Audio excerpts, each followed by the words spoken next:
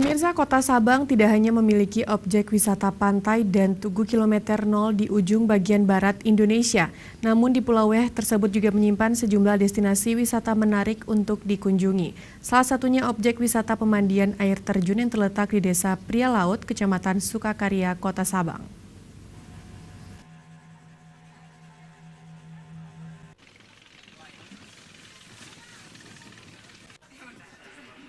Kota Sabang tidak hanya memiliki objek wisata pantai dan Tugu Kilometer Nol Indonesia, namun pulau paling barat Indonesia tersebut juga menyimpan sejumlah destinasi wisata yang menarik untuk dikunjungi oleh para wisatawan, baik lokal maupun mancanegara, yang sengaja berlibur ke Pulau Weh Sabang.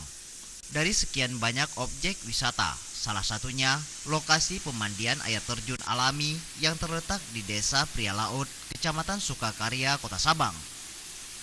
Untuk sampai ke lokasi air terjun, pengunjung harus menyusuri jalan setapak sekitar 1 km dari jalan utama, dan dalam perjalanannya, pengunjung akan disuguhi pemandangan rimbunnya pemandangan hutan tropis. Keberadaan air terjun Pria Laut cukup membahana karena lokasi air terjun itu merupakan satu-satunya di Kota Sabang.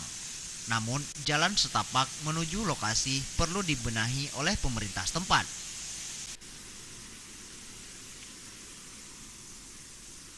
Menurut keterangan warga di Desa Pria Laut, rusaknya jalan setapak dan tanggul di aliran sungai tersebut akibat diterjang banjir bandang beberapa tahun silam yang melanda kawasan itu.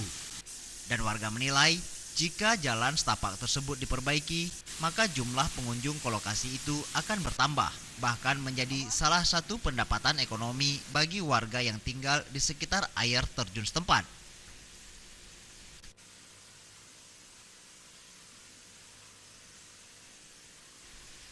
Tim Liputan, Aceh TV.